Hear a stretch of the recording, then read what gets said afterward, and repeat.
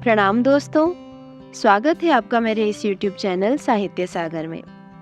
दोस्तों, आज मैं आपके लिए लेकर आई हूँ मीनू त्रिपाठी जी की लिखी कहानी खिड़की। अनु, अरे भाई कहाँ हो? एक कप चाय मांगी थी, मिलेगी या नहीं? कहीं पत्ती तो नहीं खत्म हो गई? रमन की बात का अनु ने कोई जवाब नहीं दिया, तो वह हाथों में पकड़े अखबार को तिपाई पर रखकर रसोई की ओर चला आया। गैस पर रखी चाय खौल खौल कर आधी हो गई थी और अनु बड़ी तल्लीनता से रसोई की खिड़की के सामने खड़ी सामने वाले घर की हलचल में डूबी हुई थी। अरे चाय तो काफी देर से बन रही है और मैं ये देखने चला आया कि कहीं हमारी बेगम असम के चाय बागानों में घूम घूम कर तीन तीन पत्तियां चुनकर तो नहीं ला रही। पति के मजाक पर अनु का ध्यान चाय पर गया।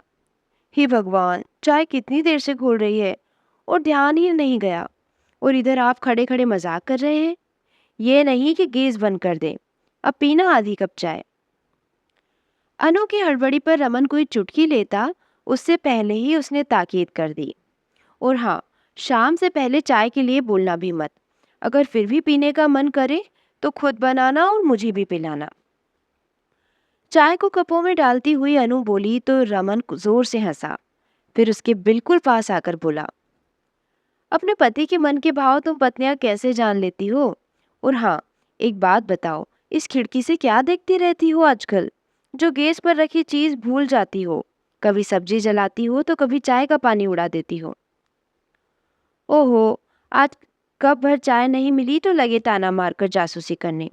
सच बताऊं तो इस खिड़की से मुझे हर उस बात की खबर रहती है जो तुम्हें नहीं रहती। वो देखो, सामने वाला घर, अरे वह नीले गेट वाला जिसके पास वो आम का पेड़ लगा है। हाँ हाँ, समझ गया। ये क्या खास उस घर में? पिछले 4-5 दिनों से उस घर में काफी चहल पहल है।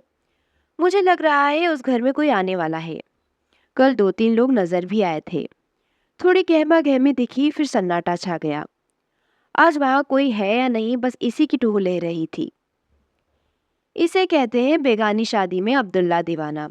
जिसको आना होगा आएगा। तुम अपना घर देखो यार, दूसरों की टोह लेना कोई अच्छी बात है क्या? हमेशा मल्टी स्टोरीज में रहे हो इसलिए तुम ऐसी बातें कर रहे हो। मोहल्ले में रहते तो जानते, अगल बगल वालों की टोह लेने में क्या मजा है। कौन आ रहा है जा रहा है, ऐसी स्वाभाविक सी मन को बेचैन करती उत्सुकता का मजा क्या है। वो जमाना और था अनु, अब कोई आए जाए किसे परवाह है। मल्टी स्टोरीज का जमाना है। घर से निकले और लिफ्ट में घुसे, नीचे आकर अपने रास्ते। बीच लिफ्ट में या गाड़ी तक आते जाते भले कोई मिल जाए तो दुआ सलाम। इसमें भी कुछ तो ऐसे हैं जिन्हें मुस्कुराकर नजरें मिलाने में भी कष्ट होता है। ऐसे माहौल में दूसरों के लिए खुद को कौन बेचैन करता है? अरे, कोई भला ये भी जान ले कि बगल में रहता कौन है, पड़ोसियों के नाम क्या है, बड़ी बात जानो। मेरा तो मानना है कि आजकल लोग खुद भी नहीं चाहते कि उनकी निजता में कोई अतिक्रमण करे। अब तो इंडिपेंडेंट घरों में भी लोग यूं घुसे रहते हैं जैसे कछुआ अपने खोल में घुसा रहता है। सच कहते हो तुम। अब हमें ही देखो, 6 महीने होने को आए हैं लेकिन यहाँ हमसे मिलने औपचारिकतावश भी कोई नहीं आया। पहले का समय याद करो तो एक कसक सी उठती है। 3-4 दिन की बुकिंग रहती थी। क्या मजे होते थे। किसी के घर से चाय नाश्ता आ रहा है तो कहीं से खाना। यहाँ तो पहले दिन ही रसोई जमाई तब काम चला। कौन पूछने वाला है कि आप कौन हैं, कहाँ से आए हैं, कोई दिक्कत तो नहीं हुई? कुछ चाहिए तो हम हैं, चिंता मत कीजिए। भावनाओं से भरे मन को छूते शब्द तो लगभग गायब हो गए हैं। किसी के घर क्या चल रहा है, कैसे रह रहे हैं, यहाँ तक कि हारी परेशानी में भी कोई नहीं खड़ा होता। सब अपने अपने काम में मस्त है। अगल बगल क्या हो रहा है किसी को कोई फर्क नहीं पड़ता। अब ऐसा भी मत बोलो, पड़ोसी के घर की खिचड़ी की महक आज भी घरों की खिड़की दराजों से पहुंच ही जाती है। किस किस्म की खिचड़ी पक रही है इसका भी अंदाजा हो जाता है। वो अलग बात है कि पहले सीधे दरवाजे से जाकर खिचड़ी को पकते देखते और सूंघते थे। आज अपने घर की खिड़की से झांक कर अंदाजा लगा लेते हैं कि कौन सी खिचड़ी पक रही है। ओ, ये ताना मुझ पर मारा जा रहा है। ताना नहीं है अनु, मैं तो बता रहा हूँ कि पहले की तरह लोग आज भी संवेदनशील है। तुम खुद को ही देख लो। तुम्हारी तरह और भी बहुत से लोग होंगे जो दूसरों की खोज खबर रखते हैं। मैं तो तुम्हारे संवेदनशील मन की मिसाल दे रहा हूँ। कहते हुए रमन ने उसकी दोनों हाथ पकड़े तो वह उसे झटकती हुई बोली, बस अब ज्यादा बातें मत बनाओ, आपको तो मौका चाहिए मेरी खिंचाई करने का। नकली गुस्सा दिखाने के बहाने अनु बच्चे काम निपटाने रसोई की ओर चली आई। कुछ देर में सुख बुगाहट सुनाई देने लगी। इस कम्मो को भी अभी ही छुट्टी पर जाना था। कमबख्त तो गई भी तो पूरे 15 दिनों के लिए। कोई और मिल जाए तो उसे रख लूं। ये 15 दिन कैसे निपटेंगे बाबा रे बाबा। अनु की मुनमुनाहट रमन तक पहुंचने लगी तो ऐसे में उन्होंने अखबार छोड़कर उठने में ही भलाई समझी। वह अखबार तिपाई पर रखकर अपने बिस्तर की चादर तय करने लगे। समझते थे कि कम्मों की गैर हाजिरी में अनु के दिन मुश्किलों से भरे होने वाले हैं और कुछ कुछ खुद उसके भी। आज संडे की आधी तफरी गई कम्मो तेरे खाते में, धीमे से कहते हुए वह अपने कमरे से निकलकर बुदबुदाती हुई अनु के पास पूछने चले गए। हाँ भाई बताओ, क्या मदद करूं तुम्हारी? बस इतनी कि मेरे साफ किए घर को शाम तक ऐसे ही रखना। अरे ऐसे क्यों बोल रही हो? देख रहा हूं जब से विशाल बेंगलोर गया है उसके हिस्से की फटकार भी मुझे ही पड़ने लगी है। अरे हाँ, सुनो जरा, विशाल का टिकट करवा दिया क्या? इस बार उसे फ्लाइट से आने दो, पूरे 2 दिन और रह लेगा। अनु का फोकस घर की सफाई से हटकर सहसा विशाल पर टिका तो रमन को यही सही लगा। अनु को देखकर बोले, हाँ ठीक बोल रही हो, देखता हूँ, अभी तो समय है। कहकर अनु विशाल के आने के दिन जोड़ने लगी। विशाल का नाम सुनकर अनु का मन तरल हो आया। कितने दिन हो गए हैं बेटे से मिले हुए। बीटेक का 3रा साल चल रहा है। अभी 20-25 दिन पहले ही 10 एक दिन के मिड टर्म ब्रेक पर आया था, पर ऐसा लग रहा है मानो उससे मिले अरसा बीत गया हो। जब से बेंगलोर गया है विशाल, अनु और रमन यूं ही एक दूसरे से चुगलबाजी करके समय काट लेते हैं, एक दूसरे का सहारा बनकर। अनु जब भी बेटी को लेकर भावुक होकर अपने अकेलेपन को महसूस करती है तब रमन समझाते हैं, अब विशाल को अपनी जिंदगी अपने तरीके से मोड़ने दो। एक बार बच्चे बाहर निकले तो पराये हो गए। हमें और तुम्हें तो साथ रहना है, विशाल को अपनी जिंदगी में रमने दो। दुनियादारी को समझते हुए भी वह अपने मन को भर आने से नहीं रोक पाती। कल तक साथ रहते बच्चे अपने नए आशियाने और दाने पानी की तलाश में निकले हैं। खुशी और गर्व के एहसास की उष्मा माँ के स्नेह की बौछारों में परिवर्तित हो अक्सर मन को भिगो जाती है। आज भी वह ठंडी सांस लिए हमेशा की तरह कह उठी, पता ही नहीं चलता बच्चे कब बड़े हो जाते हैं। अनु के मुंह से जो ही चिर परिचित शब्द निकले, रमन हंसकर बोले, कब तक अपने बेटे को पल्लू से बांधे रहोगी? अपने पांव पर खड़ा हो जाए तो हम भी जिम्मेदारियों से फारिग हो। जिम्मेदारियों से कभी कोई फारिग हुआ है क्या? अरे क्यों, अब हम भी तो जिए जी भर के। अब कल शाम की ही बात ले लो, अपने नरेंद्र भाई हमारी किस्मत पर रश्क कर रहे थे, कहकर हंस रहे थे कि हमारा सेकेंड हनीमून चल रहा है। ये नरेंद्र भाई भी ना कुछ भी कहते हैं। हनीमून का तो पता नहीं, पर हाँ आज डिनर बाहर करेंगे, रात का खाना मुझसे नहीं बनेगा। ये हुई ना बात। रमन जोर से हंसे। शाम को दोनों बाहर निकले तो रमन आदतन बिना इधर उधर देखे हुए सीधे अपनी गाड़ी की ओर बढ़ गए, पर अनु की नजरें वहां नीले गेट वाले घर के बाहर खड़े युवक पर अटक गई। अनु को अपनी ओर ताकता देखकर उसने बड़ी शालीनता से धीरे से सर झुकाकर अभिवादन किया तो अनु ने भी मुस्कुराकर हल्के से गर्दन हिलाते हुए अभिवादन का जवाब दिया। अनु ने उससे पूछा, तो आप ही इस घर में आए हैं? जी, ये हमारा अपना घर है, हम तो यहाँ रहते नहीं, मम्मी पापा यहाँ रहेंगे। वो नवयुवक कुछ और बोलता उससे पहले ही रमन ने गाड़ी का हॉर्न देकर उसे आने का संकेत दिया। गाड़ी की घर्र घर्र के बीच वह बोला, मेरे मम्मी पापा यहाँ रहेंगे, आप थोड़ा ध्यान रखिएगा। अनु ने सामने खुले गेट की ओर देखा तो उस युवक ने शीघ्रतापूर्वक सामने से आते 70-75 आयु वर्ग के दंपति की ओर इशारा किया। वो धीमे धीमे गेट की ओर बढ़ रहे थे तो वह वहीं से चिल्लाकर बोला, आप वहीं रुकिए, मैं चला जाऊंगा। यह सुनकर भी बुजुर्ग दंपति रुके नहीं और अपने बेटे की ओर धीमे धीमे कदमों से चलते चले आए। तभी नवयुवक अनु की ओर इशारा करके अपने माता पिता से बोला, पापा, ये सामने वाले घर में रहते हैं। अनु मुस्कुरा दी। उसने महसूस किया कि वह नवयुवक और भी कुछ कहना चाहता था, लेकिन रमन को गाड़ी बैक कर उसकी ओर लाता देख वह कुछ बोला नहीं। उसने मुस्कुराते हुए अनु को देखा, फिर वह भी अपनी गाड़ी की ओर बढ़ गया। उसे जाता देखकर अनु का मन हुआ उससे पूछे कि क्या बुजुर्ग दंपति अकेले ही रहेंगे, पर बोल गले में फंस गए। अलबत्ता उस युवक ने जोर से कहा, पापा, मेरे दोनों नंबर आपके सेल के शुरू में ही हैं, कोई जरूरत हो तो बताना। उसकी आवाज पर बुजुर्ग ने बिना उस नौजवान को देखे अपना हाथ उठाकर हामी भर दी। युवक ने फिर कुछ कहा, पर रमन की कार के इंजन की आवाज में उसे कुछ सुनाई नहीं दिया। वो चुपचाप कार में बैठ गई। रास्ते भर अनु की चुप्पी रमन को खली तो उसने टोका, क्या बात है? रमन, सामने वाले मकान में वह बुजुर्ग रहेंगे, वो भी अकेले। चलो अच्छा है, थोड़ी रौनक रहेगी। पर रौनक करने वाले बच्चे तो उनके साथ नहीं रहेंगे ना। तो क्या हुआ, सीनियर सिटीजन इतने भी बैरौनकी नहीं होते।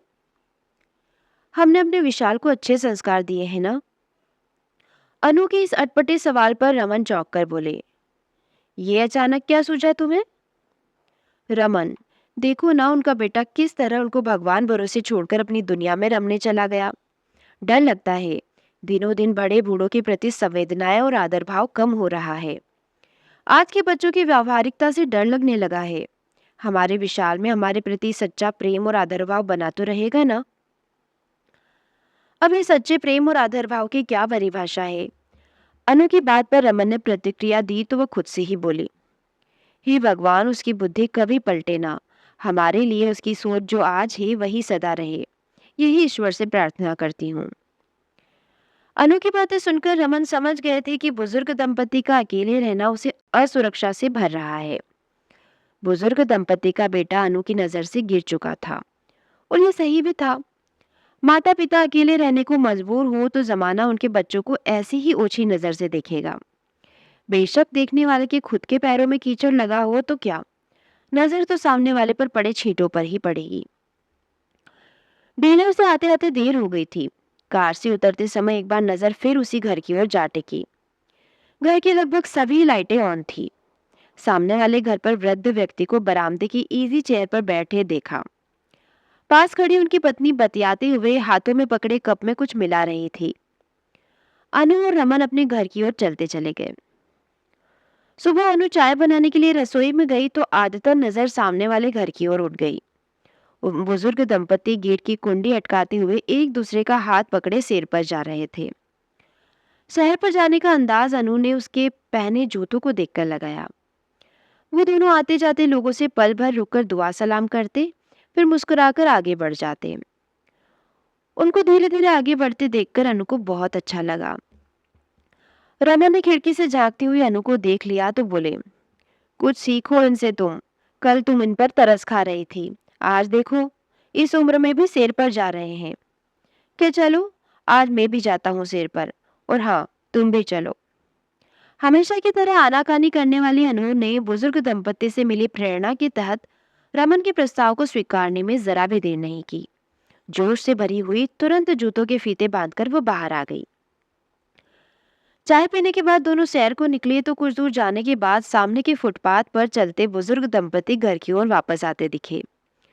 मुस्कुराती अनु की नजरें बुजुर्ग महिला के हाथों पर टिकी हुई थी, जिसे उसके पति ने थाम रखा था। एक दूसरे के हाथों में हाथ डाले वो दोनों वाकई बड़े प्यारे लग रहे थे। I am mister Shah. ठसक भरे शब्दों में औपचारिक संक्षिप्त परिचय के बाद वो आगे बढ़ गए। अनु ने ध्यान दिया, बुजुर्ग महिला की अपेक्षा मिस्टर शाह अधिक फिट लग रहे थे। यह शायद उनका आत्मविश्वास उनको उनकी उम्र से कम दिखा रहा था।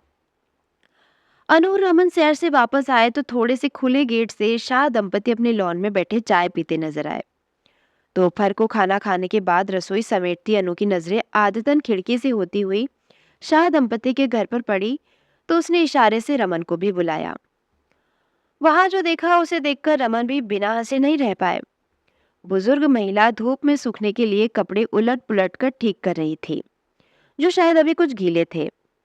वो उनको पलट रही थी। मिसेस शाह को धूप से बचाने के लिए वह उनको पलट रही थी। मिसेस शाह को धूप से बचाने के लिए उनके पति छतरी ताने खड़े थे। बुजुर्ग महिला धूप में सूखने के लिए कपड़े उलट पलट कर ठीक कर रही थी, जो शायद अभी कुछ गीले थे। वह उनको पलट कर सूखने के लिए छोड़ रही थी। अन्य सूखे कपड़े उठाकर अपने कंधे पर डालती जा रही थी। मिसेस शाह को धूप से बचाने के लिए उनके पति छतरी ताने खड़े थे।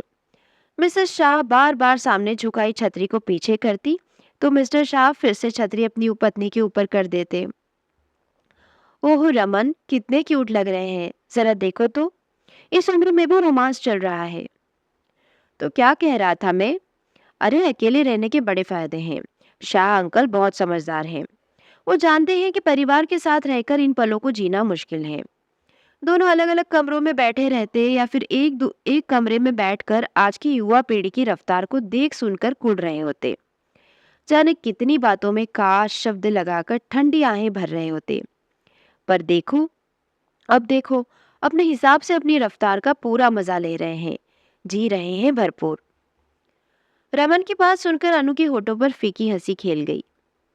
ये सब तो कहने सुनने में अच्छा लगता है, पर सोचो, बुढ़ापे की अपनी दिक्कतें हैं, साथ लगी हारी बीमारी की अपनी बंदिशें हैं। ऐसे में जब शरीर खुद से हार जाए तब बच्चों का सहारा कभी न कभी लेना ही पड़ता है। जो भी कहो, इनको अकेले देखकर अच्छा नहीं लगता। ये तो तुम अपने पूर्वाग्रह को ध्यान में रखकर बोल रही हो। फिलहाल तो इन्हें देखकर पल भर के लिए तुम भी जल उठी थी, ये मानोगी कि नहीं? मैं क्यों जलूंगी भला, बल्कि हैरान हूँ। ऐसी परिस्थिति में भी यूं अलमस्त जीवन कैसे जी रहे हैं लोग? क्या भविष्य की चिंता नहीं सताती इनको? क्या भविष्य, कैसा भविष्य? वर्तमान के महत्व को समझते हैं। वर्तमान में क्या हासिल किया जा रहा है, यह सजगता और कुशलता है इनमें। रमन की बात का अनु ने कोई जवाब न देते हुए खुद को सोच विचार के कीले में कैद कर लिया। नजरें अभी भी उस खिड़की पर लगी हुई थी। 3-4 दिनों में अनु शाह दंपति के आने जाने, चाय पीने, टहलने के समय से वाकिफ हो गई थी। इस बीच एक दो बार उनका बेटा भी आता जाता दिखा। रसोई की खिड़की अनु का मन लगाए रहती थी। अनु खिड़की के रास्ते कुछ न कुछ सुनाने का मसाला ले ही आती। रमन को भी रोज कुछ नया पुराना सुनने को मिलता। ऐसे में कम्मों की कमी भी खूब खली। काम के बोझ के कारण नहीं, बल्कि इसलिए कि वो होती तो अनु को इनकी खबरें सिलसिलेवार मिल जाती। कम्मो थी तो उस घर की चर्चा कभी हुई ही नहीं। इस खाली पड़े घर पर कभी उनका ध्यान ही नहीं गया था। रमन, सोच रही हूँ आज समय निकालकर शाह दंपति के घर हो आऊं। हो आना, पर प्लीज अपनी कोई जिज्ञासा उनके सामने मत प्रदर्शित करना। कैसी जिज्ञासा? अरे वही जो तुम हमेशा सोचती रहती हो कि इनकी औलादों ने इन्हें अपने हाल पर क्यों छोड़ दिया। आपको क्या लगता है मुझ में इतनी भी समझ नहीं है? और ये सब मैं क्यों पूछूं? अरे बर्मन साहब के नाते घर जाना चाहती हूँ, और तुम हो कि? मैं तो बस कह रहा हूँ कि तुम मिल आओ, पर भूलवश भी ऐसी बात मत छेड़ना जो उनके दिल को दुखा दे या उन्हें बुरा लगे। हाँ हाँ, मैं क्यों कहूँगी, ऐसा कुछ नहीं कहूँगी, तुम चिंता मत करो। रमन को आश्वासन देने के बाद पूरा दिन निकल गया, पर शाह दंपति के घर जाने का मौका नहीं लगा। दूसरे दिन शाम को सब्जी वाले की आवाज सुनकर अनु ने झांका तो देखा शाह आंटी ठेले के पास खड़ी सब्जी का मोल भाव कर रही है। उनको देखकर वह चटपट नीचे उतर आई और परिचय के दायरे को बढ़ाने के इरादे से वह उनको देखकर बोली, नमस्ते आंटी, मैं। खुश रहो। हाँ हाँ, उस दिन मिली थी। कांपती आवाज में आंटी उसकी ओर देखकर मुस्कुराते हुए ही बोली। सब्जी वाला कह रहा था, माताजी इस बार तो आप बड़े दिनों में दिखी। तो जवाब में वह मुस्कुरा दी। तभी मिस्टर शाह की भीतर से आवाज आई, गिल की हो तो लाना, और हाँ, पूछो तो गूलर है क्या?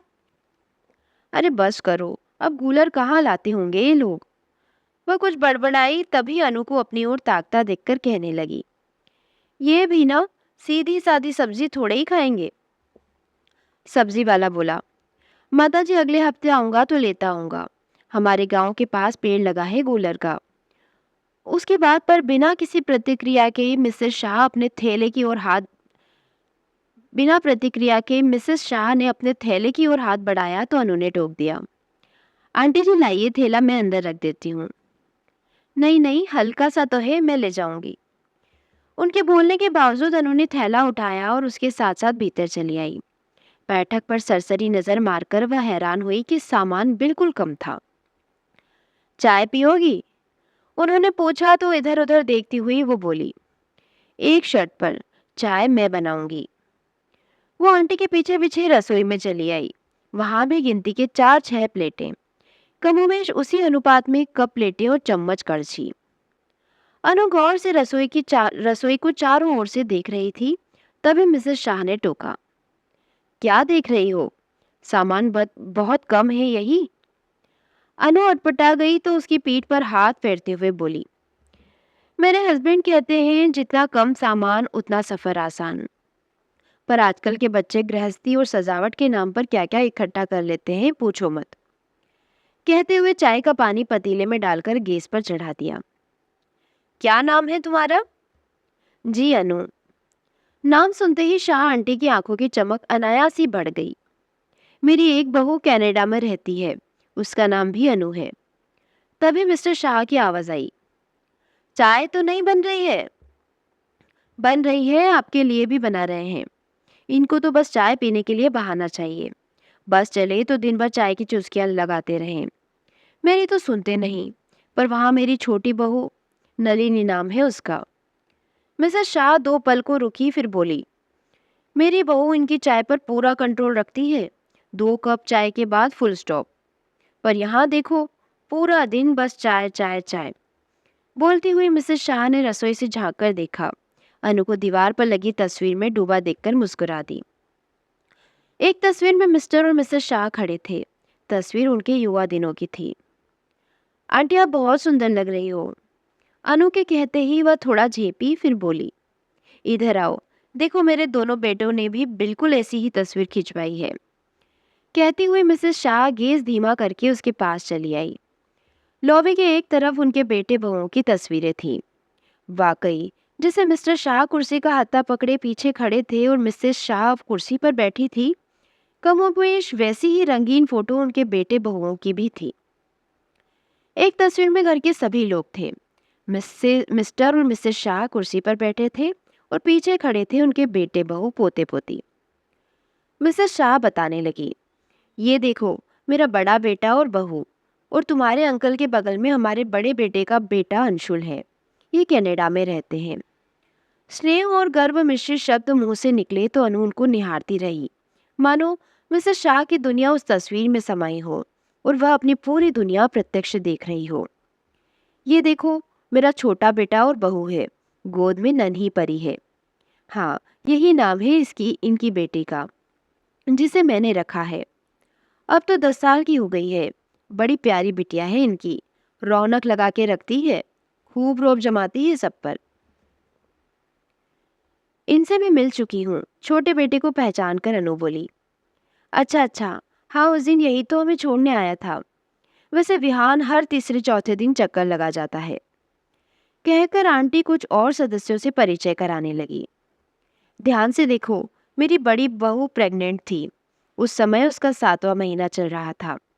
8 साल की है कुहू, सबसे छोटी पर सबकी दादी। पिछली बार आई थी तो हमारे पीछे ही पड़ गई थी कि कनाडा चलो। तो आंटी हो आइए ना वहां पर, अनु ने टोहली। अरे ना, यही ठीक है हम। बच्चे तो कह कर हार गए। अरे सुनो, चाय जरा छान दो। आंटी ने अंकल को आवाज दी तो अनु ने टोक दिया, चाय अंकल छानते हैं क्या? क्या करे भाई, बुढ़ापे का शरीर है, अब थोड़ा हाथ हिलता है। लाइए चाय मैं छान देती हूँ। कहती हुई वह रसोई में चली गई। आंटी की आवाज पर रसोई पहुंचे मिस्टर शाह अनु को चाय छानते देखकर बोले, अरे आज मेरा काम तुम कर रही हो क्या? देखा, ये चाय मुफ्त में नहीं पिलाती है, आधा काम मुझसे करवा लेती है। अनु उनकी बात सुनकर हंस पड़ी तो वो सफाई देने के बहाने अपनी बड़ाई करना भी नहीं भूले। तुम्हारी आंटी के हाथ से चाय छलक जाती है, हाथ सधता नहीं है ना। मुझे देखो, मैं जवान हूँ, मजाल है जो एक बूंद चाय गिर जाए। अरे बस करो, खुद को ही नजर लगा लो। शाह आंटी के चेहरे पर हल्की सी चिढ़ उभरी, पर तुरंत कृतज्ञ भाव से आगे बोली, इनकी हिम्मत पर ही तो यहाँ रहती हूँ, वरना बेटे बहू हमारी चिंता में वहाँ हलकान होते हैं। उनका बस चले तो वो हमें कभी यहाँ नहीं भेजे, पर इनकी जिद के आगे किसी की चलती है क्या? मिसेस शाह की बातों से अनु के गले में एक फांस सी चुभी। बेचारे अपनी उन संतानों के गुण गाए जा रहे हैं जो इनको इनके हाल पर यहाँ अकेले छोड़ गए हैं, और ये हर माता पिता की तरह किसी भी हाल में उनकी इस उपेक्षा को दर्शाना नहीं चाहते हैं। कौन दादा दादी अपने पोते पोतियों से घिरा नहीं रहना पसंद करेगा, बशर्ते उनको ससम्मान रखा जाए। आज के समय में रख ही लिया जाए वही बहुत है। कहाँ रह गया है घर में बुजुर्गों का वह रुतबा, वो आदर भाव। चाय का कप पकड़े विचारों में डूबी अनु से मिसेस शाह पूछ रही थी, कितना समय हो गया तुम लोगों को यहाँ आए? जी बस 6 महीने हुए हैं। हाँ, पिछली बार तो तुम्हें देखा नहीं था। वैसे भी अब लोग कम ही दिखते हैं यहाँ। जब हम यहाँ आए थे तब गिनती के 8-10 मकान थे। पूरा इलाका खाली था। मकान थोड़े दूर दूर बने थे और बीच बीच में खाली प्लॉट थे। एक तालाब भी हुआ करता था। बरसातों में भरता था, वरना सूखा ही रहता था। अब तो पता ही नहीं चलता कि वो गया कहाँ। उस पर भी मकान बन गए हैं। कितनी अजीब बात है कि आज इतने मकानों के होने के बावजूद भी सन्नाटा सा महसूस होता है। उन दिनों मकान कम थे, फिर भी रौनक लगी रहती थी। लेकिन हाँ, रात को तब भी डर लगता रहता था, चोर उचक्कों की वजह से। बाप रे, ऐसे में कितना असुरक्षित महसूस करते होंगे आप लोग। इस बात का जवाब मिस्टर शाह ने दिया, बिल्कुल नहीं। तब जमाना और था, पड़ोसियों में एकता थी। हम सब एक दूसरे के घरों की नजर रखते थे। सब मिलकर एक दूसरे के घर की रखवाली करते थे। फिर धीरे धीरे समय बदला। कुछ सालों में इतना ताबड़तोड़ कंस्ट्रक्शन हुआ कि पूछो मत। अब तो कहने ही क्या, पहचाना ही नहीं जाता कि यह वही इलाका है। सभी निशानियां, खाली पड़े प्लॉट सब गायब हो गए हैं। रह गई है तो ऊंची ऊंची इमारतें और बीच में इक्का दुक्का एक मंजिले घर। पहले कितनी हरियाली थी। चौखट पर घंटों बैठे ठंडी हवा के मजे लेते थे। क्यों जानकी? मिस्टर शाह की बातों में आंटी खो सी गई। तभी मिस्टर शाह को कुछ याद आया। अरे जानकी, कल मानसिंह मिला था। कौन मानसिंह? अरे लो, उसे कैसे भूल गई। छोटे बाजार के नुक्कड़ पर ठेला लगाता था। उसकी ठेले की जलेबी और पोहा तो हर इतवार का नाश्ता होता था। हाँ हाँ, पर वो तो बड़े सालों से नहीं दिखा। अरे वह यही था, बड़ी दुकान खोली है उसने। हमें ही नहीं पता था। पहले पोरवाल कचौड़ी वाले के यहाँ काम किया, अब तो खुद की दुकान है। पोहा जलेबी उसकी दुकान की खासियत है। जब मैंने उसकी ठेले की बात की तो वो खूब हंसा, पहचान भी गया। मुझे जलेबी खिलाई, वो भी मुफ्त। मैंने भी कह दिया कि बस आज ही मुफ्त खा रहा हूँ, कल से पैसे लेने होंगे। सुनो, अब की संडे बच्चे आएंगे तो जलेबी मंगा लेना। याद है विहान कैसे मचलता था उसकी ठेले की जलेबी खाने को? हाँ हाँ याद है, सब याद है, पर संडे तक तो इंतजार नहीं कर पाऊंगा। कल ही लेकर आऊंगा पोहा और जलेबी।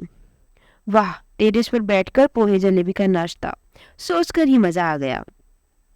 मजा तो आएगा ही ना। चाय पर कोई टोक नहीं, जलेबियां खाने पर कोई रोक नहीं। और हाँ, टेरेस पर तो मैं नहीं जाने दूंगी।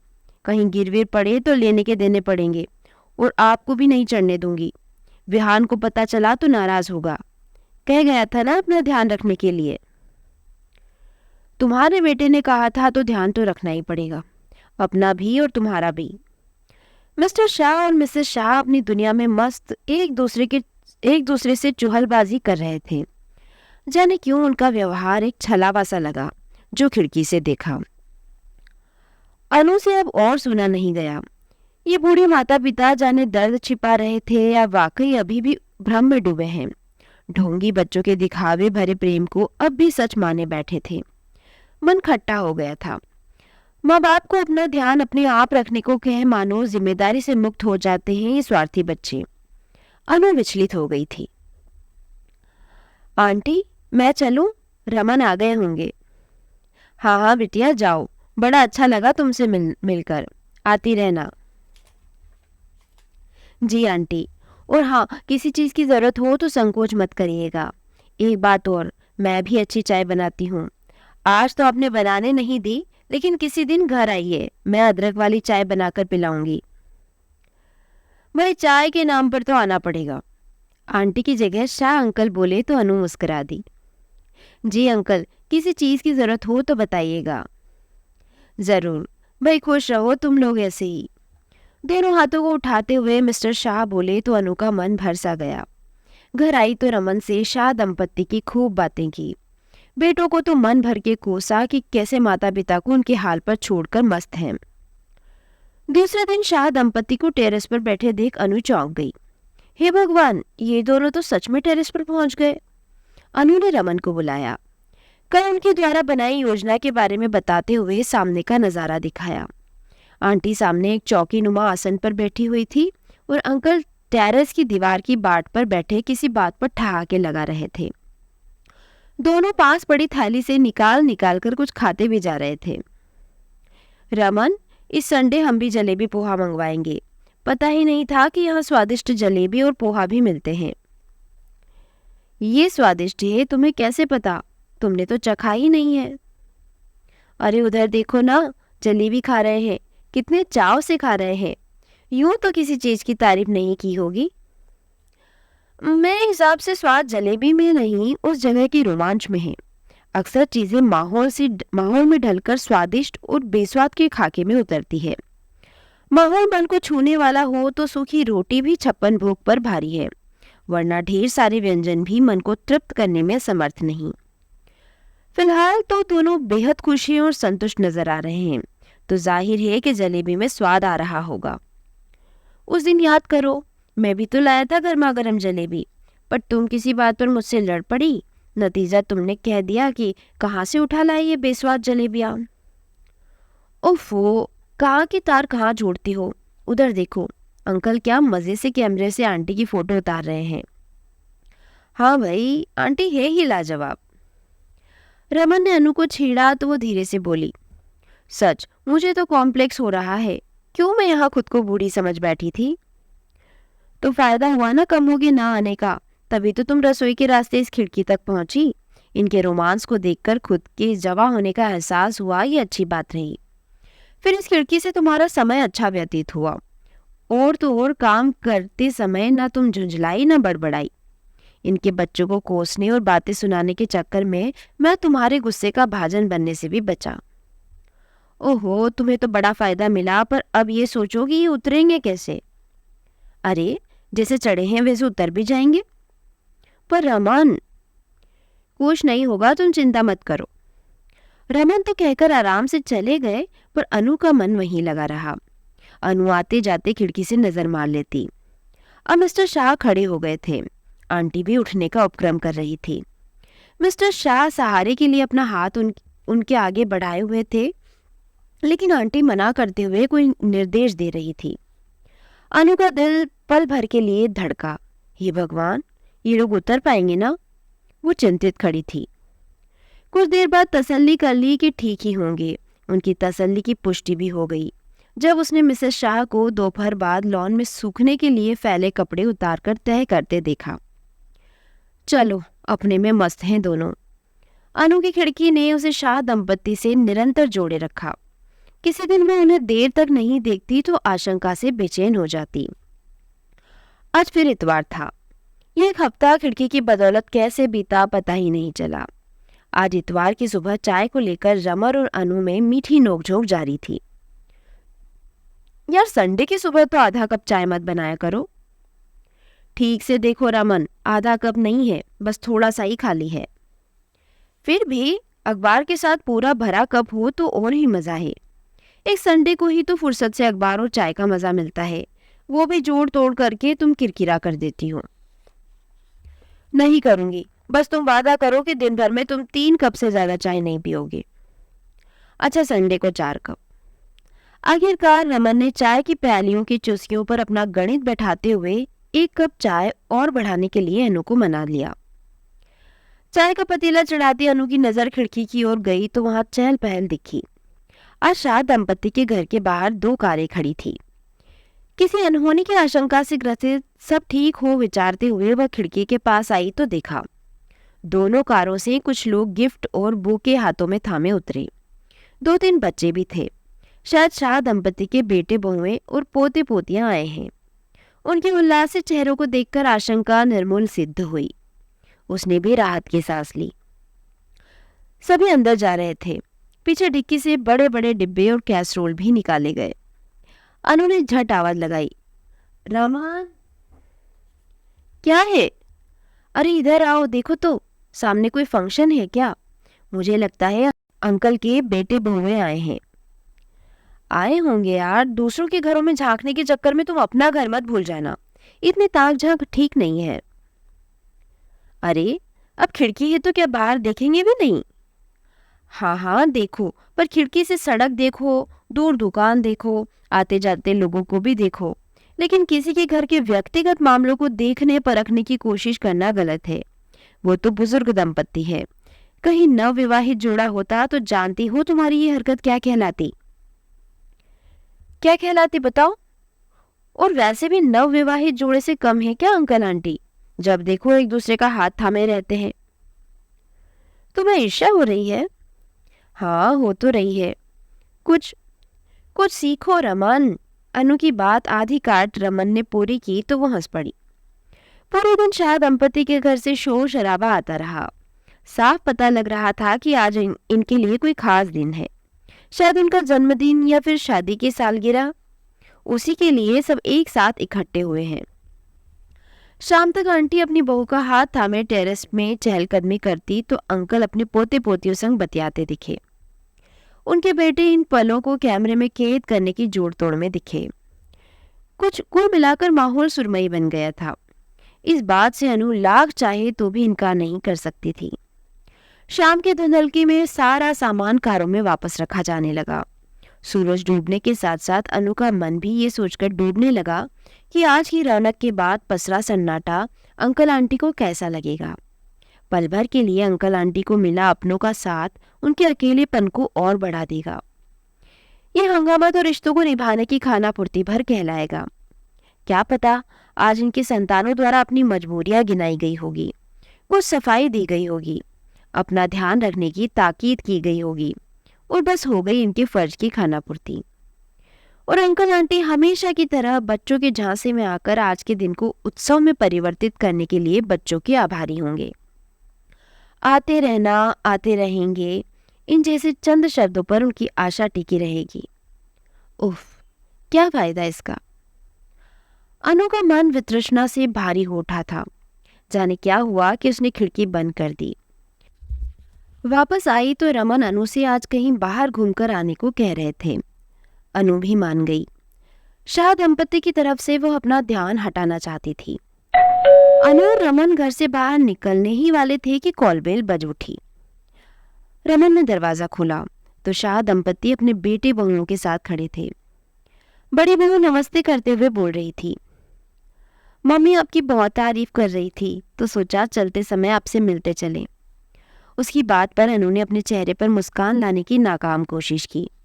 नाराज मन चुगली कर रहा था कि ये जरूर बोलने आए होंगे कि हमारे मम्मी पापा का ध्यान रखना। देख लो बिटिया, तुम्हारे हाथ की चाय पीने हम आ ही गए।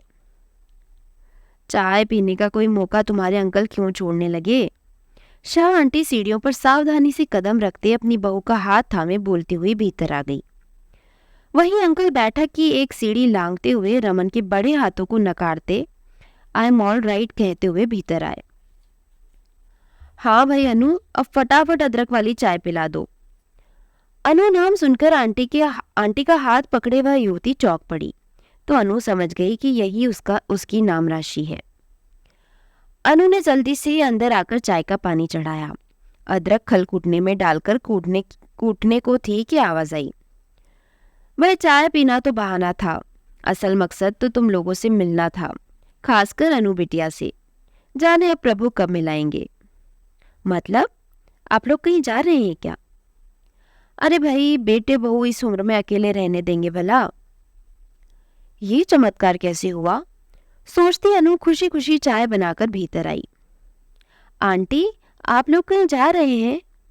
उसने विस्मय से पूछा तो उनका छोटा बेटा जो अब तक चुप था वो धीमे से हंसते हुए बोला, दरअसल पापा मम्मी हमारे साथ इस शर्त पर रहते हैं कि साल में एक बार उनको इस पुराने घर में, जहां हमारा बचपन बीता है, जरूर लाएं। तभी बड़ा बेटा बोला, वैसे ये सही भी है। इसी बहाने इस पुराने घर की देखभाल भी हो जाती है और साथ ही पुरानी जड़ों को, जिसे छोड़कर हम इतनी दूर आ गए हैं, देख पाते हैं। पिछले साल हम सब इस घर में नहीं आ पाए थे, तो मम्मी पापा को उसकी कसर पूरी करने के लिए 2 सप्ताह का समय दिया। 2 सप्ताह कहाँ, बस 9-10 दिन। शाह अंकल ने टोका तो बड़ा बेटा मुस्कुराकर चुप हो गया। पापा जब जब यहाँ से जाते हैं तो पूरे संतुष्ट और तृप्त मन और एनर्जी के साथ हमारे साथ रहते हैं। छोटे बेटे विहान के कहने पर शाह अंकल ने आपत्ति दर्ज की। तू तो ऐसे बोल रहा है जैसे पिछले साल इस घर में न आ पाने पर हम बड़े उदास रहे तुम्हारे पास। जवाब बड़ी बहू ने दिया।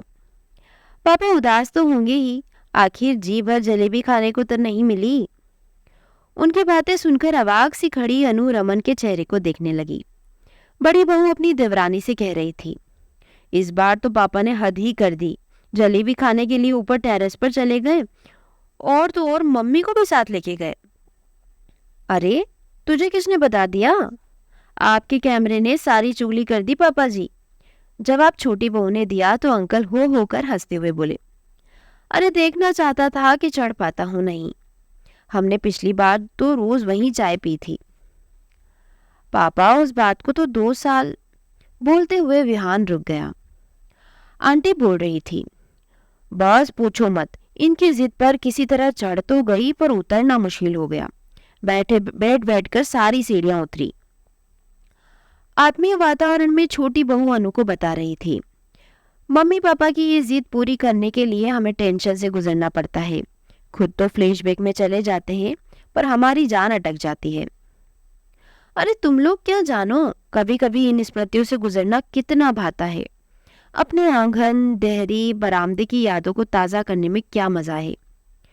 शाह अंकल बोले तो उनकी पोती बोल उठी, दादाजी इसका मतलब है आपको वहां अच्छा नहीं लगता?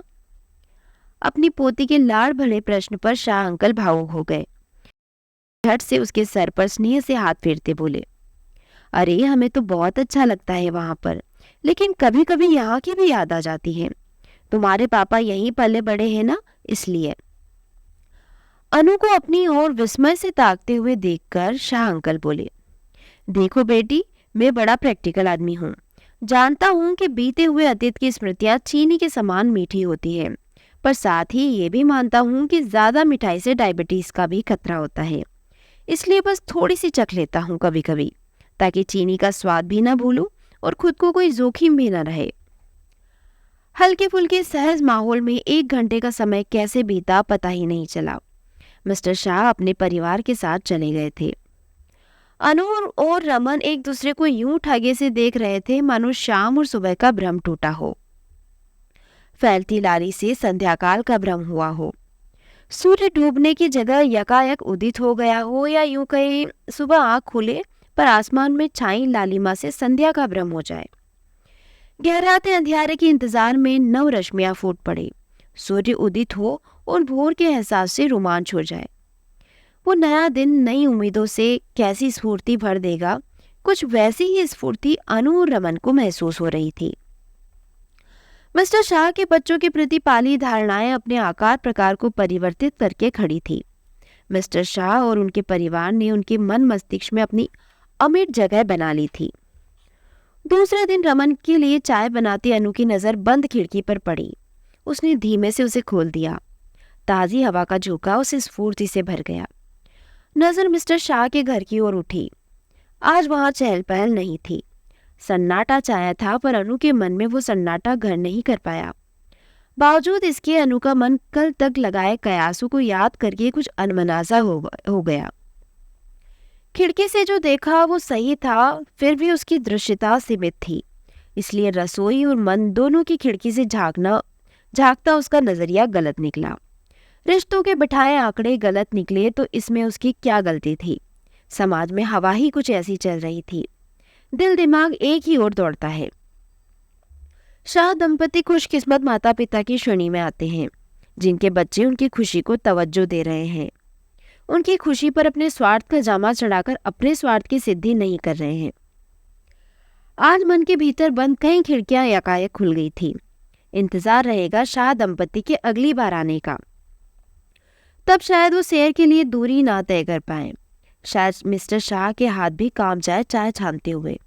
टेरेस में चढ़ने की हिम्मत न कर पाए, पर घर की देहरी को छूती हवाएं घर के कोने कोने में होती हुई टेरेस पर जरूर बहेगी और बाहर लाएगी अपने साथ खुशियों भरे कुछ चुनिंदा यादों के पल।